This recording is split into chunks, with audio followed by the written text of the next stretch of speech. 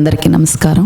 మనం ప్రతి శనివారం జరుపుకునే స్వామి భక్తుల సత్సంగానికి శుభాహ్వానం పలుకుతూ ఈరోజు మనకి అతిథిగా నలుబోలు సరస్వతమ్మ గారు, వీరిది ఉప్పలపాడు, ప్రస్తుతం నెల్లూరులో ఉంటున్నారు. వీరి భర్త చంద్రశేఖర్ రెడ్డి గారు ఉప్పలపాడు మున్సిపుగా పనిచేశారు. వీరికి స్వామితో ఉన్న అనుబంధాన్ని మనతో పంచుకుంటారు. అట్లాగే ఇక్కడికి రాలేని కొందరు వృద్ధులను కూడా ఈరోజు పరిచయం చేసుకుంటాం. అనంతసాగరం తాలూకా మర్రిపాడు మండలం పొంగూరు గ్రామంలోని కొందరు వృద్ధులను ఈరోజు పరిచయం చేసుకుంటున్నాం. ఈరోజు సత్సంగంలో విశేషం ఏంటంటే 101 సంవత్సరాల వృద్ధుడు మండువ నాగయ్య గారిని ఈరోజు మనం వారి అనుభవాలను, స్వామితో ఉన్న అనుబంధాన్ని ఇప్పుడు మనకు చెప్తారు. ఏలూరు నరసయ్య, పయ్యావుల పెదపెంచలయ్య గారు కూడా మనకి ఈరోజు అతిథులుగా ఉన్నారు. ఈ ఏలూరు నరసయ్యకి తిప్ప దగ్గర నరసయ్య గారికి వివాహం కాలేదంటే వాళ్ళ పెద్దవాళ్ళు తిప్ప దగ్గర స్వామిని కలిశారు. స్వామి ఆ ఊర్లోనే అవుతుంది, 5గురు సంతానం అని చెప్తారు. అట్లా ఈ మండువ నాగయ్య వృద్ధుడు వాళ్ళకి ఆముదాలు వేసినప్పుడు వాళ్ళకి తెగులు వస్తే స్వామి దగ్గరికి వెళ్ళినప్పుడు చీటీ రాసిచ్చాడని, అది తగ్గిందని అవి చెప్పారు.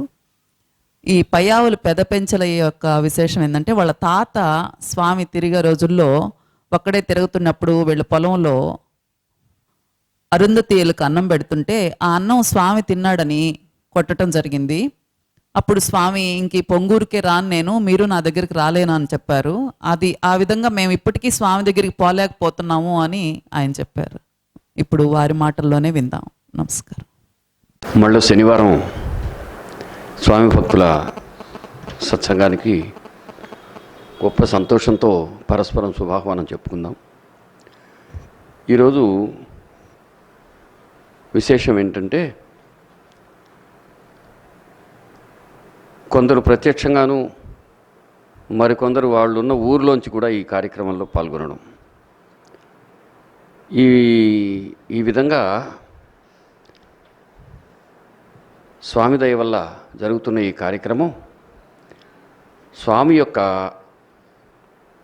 కళ్యాణకరమైన కార్యక్రమాన్ని ఆయన ఏ విధంగా మానవాళికి అందించుకుంటున్నాడో ఆ క్రమం మనకి ఇక్కడ అర్థమవుతుంది. బాగా ఆలోచించి చూస్తే వెంకయ్య స్వామి ఒక అంతుబట్టని మహానుభావుడు. ఆయన అందరికీ అంతా తెలిసినట్టుంటాడు, కానీ ఆయన అర్థం చేసుకోవటం ఎంత సులువో అంత కష్టం. ఎంత సహజంగా ఉంటారో అంత ప్రగాఢంగా ఉంటాడు. అదేవిధంగా బాగా ఆలోచించి చూస్తే ప్రాచీన గురుకులాల్లో ఉన్న అత్యుత్తమ స్థాయి మహాపురుషుల బాటలో వెంకయ్యస్వామి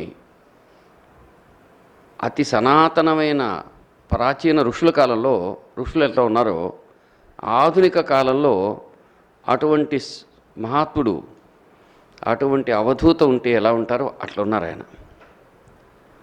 అంటే మనందరికీ ప్రపంచంలో మనం నేర్చుకునే చదువులు, విషయాలన్నీ విజ్ఞానానికి చెందినవైతే ఆయనకు సంబంధించింది పరమోన్నతమైనటువంటి శ్రేష్టమైన పారమార్థికమైన జ్ఞానం యొక్క పూర్ణత్వం ఆయనలో కనిపిస్తుంది. ఇంగ్లీష్లో చెప్పుకుంటే our knowledge, hour learning is knowledge, but his way is wisdom అనిపిస్తుంది. వివేకవంతమైన మానవ జీవితానికి ఎంతో శ్రేయస్కరమైన విధానం వెంకయ్యస్వామిదిగా కనిపిస్తుంది. ఎట్లంటే కొంచెం జాగ్రత్తగా వెంకయ్యస్వామి లీలలను కానీ, ఆయన ప్రబోధాన్ని కానీ ఇవన్నీ గమనిస్తే ఆయన దగ్గర నేర్చుకోదగింది, ఆచరించదగింది, దాని ద్వారా శ్రేయస్కరంగా మిగిల్చుకోదగిన అంశాలు ఎన్నో కనిపిస్తాయి. ఇప్పటి వరకు మన పరిశోధనలో మనకు అందిన విషయం ఏంటంటే, ఆయన ఎవరికి వాళ్లకు ప్రత్యేకంగా బోధించగలడు, అట్లాగే సమస్త మానవాళికి శ్రేయస్కరమైన చెప్పగలడు. అంటే వ్యష్టిగాను సమిష్టిగాను కూడా ఆయన తన ప్రబోధం అందించి శ్రేయస్సు కలిగించగలడు. ఇది ఎలాంటిదంటే, ఇప్పుడు ఆధునికంగా ఈ కాలంలో ఉండే చదువు ఎలాంటిది? పిల్లల మనస్సులు గినస్సులు ఏం పట్టించుకోం, అందరినీ ఒక పాఠశాలకు పంపిస్తాం.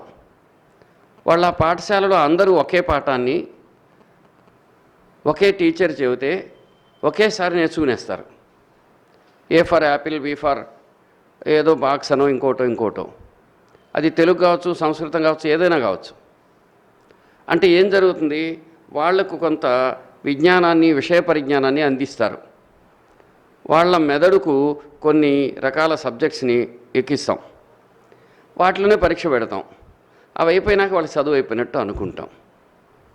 అంటే ఏమైంది? ఆ వ్యక్తులలో, ఆ పిల్లల్లో ఉండే సూక్ష్మమైన వ్యక్తిత్వ భేదాలు పట్టించుకోకుండా ఇప్పుడుండే పాఠం చెప్పే విధానం, చదువు ఉంది. కానీ నిజమైనటువంటి గురుకుల విద్యా విధానం ఎలాంటిదంటే, ఏ విద్యార్థికి ఆ విద్యార్థిని, ఎవరికి వాళ్ళను పట్టించుకుని వాళ్ళకి శ్రేయస్కరమైనది ఏదో నేర్పడం. వెంకయ్య స్వామి విధానం అది.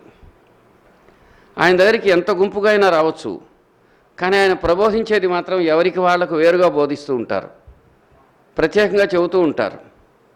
ఒక అద్భుతమైన రీతిలో వ్యక్తి శ్రేయస్సు, సమిష్టి యొక్క హితవు కూడా అందులో ఉంటుంది. అయితే ఆ ప్రబోధం యొక్క ఉత్తమత్వం మాత్రం ఎవరైనా ఆచరించవచ్చు. ఆ విధంగా పరమోన్నతమైన విధానము వెంకయ్య స్వామిది. మనం ఇంకాగన ఆయన దయ వల్ల మరింత లోతుగా పరిశోధన చేయగలిగితే మరింత ఉత్తమమైనటువంటి సత్యాలు ఆవిష్కారమై మానవాళికి అందుతాయని మనం ప్రగాఢంగా విశ్వసిస్తున్నాం. వెంకటేశ్వర పరిశోధనా సంస్థ ఆ దిశగా ఇంకా ఎంతో కృషి చేయవలసిన అవసరం ఉంది. ఇంకొకటి ఏమిటంటే, మన ప్రాచీన భారతదేశంలో సైన్సు, టెక్నాలజీ ఇలాంటివి ఉన్నాయని కూడా ఆధునికుడికి తెలియదు. కానీ ప్రాచీన భారతదేశంలో అవన్నీ ఉన్నాయి. అతి ప్రాచీన భారతదేశంలో సైన్స్ అండ్ టెక్నాలజీ ఉంది, మ్యాథమెటిక్స్ ఉంది. ఈవెన్ ఐన్స్టీన్ లాంటి వాళ్ళు కూడా మెచ్చుకున్నారు, ప్రపంచానికి గణిత శాస్త్రాన్ని అందించిన ఘనత భారతీయులదని.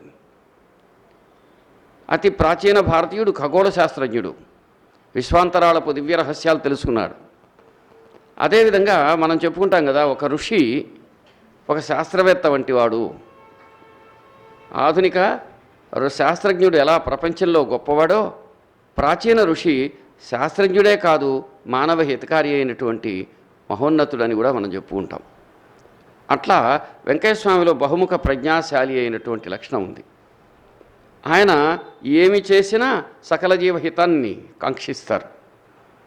నిరుపేదలు, అజ్ఞానము, పేదరికము, మూఢనమ్మకాలే ఆస్తులుగా కలిగినటువంటి సగటు భారతీయుడికి అద్భుతమైన రీతిలో ఆధ్యాత్మికతను బోధించి, ఆయన ఉపన్యాసకుడు కాదు, ఆయన మాటల్లో ఏం మాట్లాడ్డు, ఆయన ఆచరణశీలమైనటువంటి ప్రబోధాత్మకమైన సద్గురుదేవుడు. ఒక మనిషికి అన్నం లేదు, ఆకలి కడుపుతో ఏ ఆత్మాన్వేషణ చేస్తాడు అతను? ముందు అతనికి అన్నం లభించేలాగా చూసి, ఆ అన్నం లభించిన తీరులోంచి తన దివ్యత్వపు ఉత్తమత్వాన్ని అతనికి బోధిస్తాడు. అన్నాన్ని అందరూ పంచుకునేటువంటి దివ్య ప్రబోధం ఇవ్వగలడు. ఎక్కడైతే వెంకయ్యస్వామి పర్యటించాడో, ఎక్కడైతే వెంకయ్యస్వామితో ప్రభావితమయ్యారో ఆ ఇళ్ళకి ఎక్కడికైనా మీరు వెళ్ళండి, వాళ్ళు తినే ఆహారం మనకు కూడా పెడతారు. ఆధునిక మానవుడు తల్లిదండ్రులు ఇంటికి వస్తున్నా ఫోన్ చేసి రాకపోతే ఇంట్లో అన్నం ఉండదు. కానీ వెంకయ్యస్వామి భక్తులు, వెంకయ్యస్వామిని అనుసరించేవారు, సాయిబాబాను అనుసరించేవారు అయిన ఉత్తమ భక్తుల ఇంట్లో అన్నవస్త్రాలకు కొరత ఉండదు, ఆదరణకు దిగులు ఉండదు, కొరత ఉండదు అనేది ప్రత్యక్షత నిజమైంది ఎక్కడంటే ఈ ఆచరణలో మాత్రమే. 10 సంవత్సరాల మన పరిశోధన కూడా దాన్నే రూఢి చేస్తూ వస్తుంది. నిజానికి అసలు ఆయన దగ్గర ఏ భేదాలు లేని మానవత్వం పరిమళించింది. కొంతమంది ఆయన్ని హింసించారు, బాధించారు, కానీ మళ్ళీ అదే మనుషులు వాళ్ళు ఆయన భూషించారు, ఆయన్ని సత్కరించారు, గౌరవించారు. సత్కరించడం అంటే ఇప్పుడు మనం అనుకున్నట్టు ఒక శాలువా కప్పడం, మాల వేయడం, పండ్లు ఇవ్వటం కాదు, వాళ్ళు మారడం. ఆయన ఈరోజు జ్ఞాపకం చేసుకుని సంతోషించి, అయ్యో ఆ రోజు మేము బుద్ధి పొరపాటు ఇలా చేశామని చెప్పి కన్నీళ్లతో చెప్పడం. ఆ విధంగా మానవజాతిలో గొప్ప పరిణామశీలమైనటువంటి ఒక శుభ పరిణామానికి కారణమైన వారు వెంకటస్వామి. అందుకని స్వామిని ఆలోచిస్తే ఆయన ఒక ప్రత్యేకమైనటువంటి గణితాన్ని, ఒక ఆధ్యాత్మిక గణితాన్ని సుశోభితం చేసి మానవాళికి వదిలి ఉన్నారు. ఆయనకు ఒక మనిషిని చూడగానే, ఒక పరిస్థితిని చూడగానే, ఒక పదార్థాన్ని చూడగానే కొన్ని రకాల గణాంకాలు బయట వచ్చేవి. అర్బుదాలు, మణులు, కోట్లు, పడగలు, ఇలా రకరకాలుగా చెప్పేవారు. వాటన్నిటి గురించి ఎంతో ఎంతో ఎంతో పరిశీలించవలసిన అవసరం ఉంది. కాబట్టి ఆయనకు తెలిసిన వాటిని గురించి మనం కొద్ది కొద్దిగా తెలుసుకునే కొద్ది గొప్ప సంతోషం కలుగుతుంది. ఇప్పుడు మనము అత్యాధునికమైన శాస్త్రజ్ఞానం ఆధారపడిన ఇంగ్లీష్ మీదని, యూరోపియన్స్ మీదని అనుకుంటాం కదా. ఐరోపా వాళ్లకు ఈ మధ్య కొన్ని వందల సంవత్సరాల వరకు కొన్ని లక్షలు, 10 లక్షలో, కోటో, 10 కోట్లో, 100 కోట్ల కంటే పెద్ద సంఖ్య లేదు. కానీ అతి ప్రాచీన భారతీయుడికి వేల వేల కోట్లు, ఎంతో అతి సుదూరమైనటువంటి సంఖ్యల సముదాయం ఉంది. ఇంకా పెద్ద సంఖ్యల యొక్క సంఖ్యా నిర్మాణం ఉంది. కాబట్టి సోదరులారా, ప్రాచీన భారతీయుడు మూర్ఖుడు కాదు, ప్రాచీన భారతీయుడు భావసంపన్నుడు. అతడు గొప్ప ప్రజ్ఞాశాలి. అంతేకాదు, అతడికి నిజమైనటువంటి జ్ఞానం ఉంది, సకల జీవహితాన్ని కాంక్షించే దృక్పథం ఉంది. దానికి రుజువుగా వెంకటస్వామి నిలిచారు. స్వామి శ్వాసిస్తే మానవాళి మొత్తం శోభిస్తుంది. స్వామి ఒక కృపాదృష్టి ప్రసరిస్తే వారు వీరు అననేలా ఈ సృష్టిలో ఉండే సకల చరాచర జీవరాశులు ఆనందిస్తాయి. ఆయన ప్రతి క్షణం, ప్రతి చర్య, ఆయన ఊపిరులుని మనకు రక్షణ కవచాలే. ఆ విధంగా ఒక మానవుడు దీవించవచ్చు అనే దానికి ఒక అద్భుతమైన ఉదాహరణ ఏమిటి అంటే స్వామివారే. కాబట్టి ఎందరో మహనీయమూర్తులు, వారందరూ నిజమని చెప్పి, వాళ్ళ బోధ నిజమని చెప్పడానికి మనకు దొరికినటువంటి గొప్ప రుజువు, సాక్షాధారం వెంకటస్వామి జీవితం. ఆ విధంగా ఈరోజు ఒక స్త్రీమూర్తి మన కార్యక్రమానికి విచ్చేశారు. ఆమె పేరు నలబోలు సరస్వతమ్మ గారు. వీళ్ళ ఊరు ఉప్పలపాడు. ప్రస్తుతం వీరు నెల్లూరులోనే ఉంటున్నారు. ఈమె భర్త గారి పేరు చంద్రశేఖర్ రెడ్డి. ఆయన మునసబు అంటే ఆ రోజుల్లో గౌరవంగా ఉండేవారు. ఆ గౌరవంతో ఉన్న కుటుంబం వీరిది. వీళ్ళు ఈమె ఈరోజు వచ్చి తనకు వెంకటస్వామితో ఉన్నటువంటి అనుభవాన్ని ఇక్కడ మనం ఎలా ఆలోచిస్తామంటే, ఒక్క చిన్న సంఘటనైనా, ఒక్క విషయమైనా సరే తెలిస్తే చాలు, అదే మహాపరమాన్నంగా, పరమ ప్రబోధంగా భావిస్తాం మనం. కాబట్టి సోదరులారా, ఒక చిన్న కరుణ కృపాలేశాన్ని వివరించే అంశం కూడా మనకు ఎంతో పూజనీయమే. ఆ క్రమంలో ఒక ఆయనకు మండువ నాగయ్యకు 101 సంవత్సరాలు, ఎప్పుడు 2017కి. ఇప్పుడు ఆయనకి ఎంత ఉంటుంది? 103 ఏళ్లవాడు. ఏలూరు నరసయ్యకి 81, పయ్యావుల పెదపెంచలేకు 66. అంటే అందరూ బాగా వృద్ధులు అయినటువంటి వారు బాల్యంలో వాళ్ళు వెంకటస్వామిని చూసిన విషయాన్ని మనకు ప్రత్యక్ష సాక్ష్యమిచ్చి మన పరిశోధనకు సహకరించారు.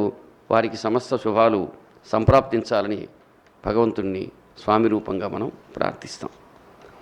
ఈ విధంగా స్వామి అనే మాటకు అర్థం ఏంటంటే మానవ శ్రేయస్సు, దాన్ని కాంక్షించే తపస్సు. ఆ విషయాన్ని మనం ఇంకా లోతుగా వివరించుకుంటాం. మనం అందరం కలుస్తూనే ఉందాం, కలిసే ఉందాం. ఆ క్రమంలో ఇప్పుడు మనం ఈ సత్సంగాన్ని మరింత పరిమళభరితంగా ప్రకాశింపచేసుకున్నాం.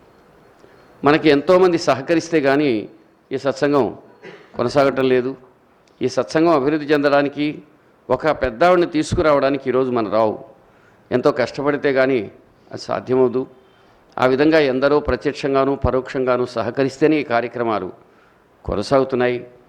అందుకని కెమెరా ముందు కనిపించేవాళ్ళు కాదు, కెమెరా వెనక ఎంతో చెమటోడ్చి శ్రమించే శ్రమజీవుల సమిష్టి సహజీవన సహకారమే, వాళ్ళందరి కృషి ఫలితమే మన ఈ కార్యక్రమంగా భావించమని అభ్యర్థిస్తూ సహకరించిన వారికి కృతజ్ఞత చెప్పుకుంటూ, మన సత్సంగం క్రమంగా సుసంపన్నమై అనేక మంది అభిమాన పాత్రమవుతున్నందుకు సంతోషంగా ఉంది. ముఖ్యంగా ప్రతి ఆదివారం ప్రత్యక్షంగా ప్రసారం అవుతున్న కార్యక్రమం మహాత్మా శ్రీ భరద్వాజ కార్యక్రమాన్ని ఎంతోమంది ప్రశంసిస్తున్నారు, ఆనందిస్తున్నారు, కన్నీళ్లతో తిరిగి మనకు పలకరించి ఆత్మీయతను వ్యక్తం చేస్తున్నారు. ఆ విధంగా పరమాత్ముడి దయ మనని అనుగ్రహిస్తున్నందుకు కృతజ్ఞతాపూర్వకంగా నమస్కరిస్తూ ఇప్పుడు కార్యక్రమం కొనసాగించుకుందాం.